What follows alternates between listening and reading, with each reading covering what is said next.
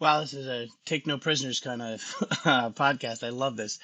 So the problem is that you're telling me that you're lazy and you just can't get your act together. Totally understand.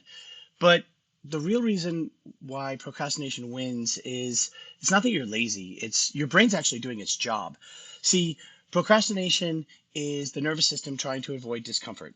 Maybe you're nervous you're not going to be able to get it done. Maybe you're fear of failure.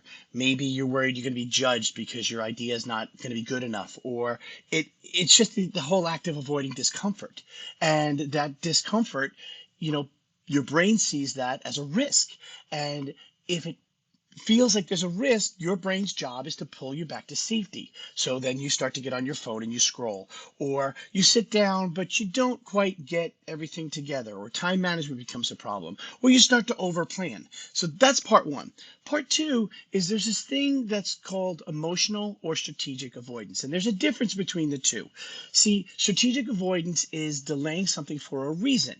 You say that you don't have enough time, you don't have the right team, you don't have all your information. You don't have all your act together for the most part. But emotional avoidance, well, that's when you dodge the task because, again, you might be afraid, or you have self doubt, or you're a perfectionist and, oh, I just have to make sure it's perfect.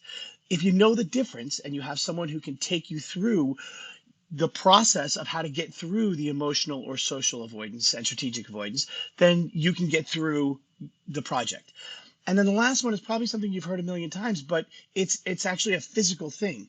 You see, the fastest way to beat inaction is to shrink the goal down into things that you can actually do. You start with writing your sales copy, or hiring the right person to help you with something, or firing somebody who's on your team. And that is a physical response that creates a dopamine response. That's what's going to create your fuel.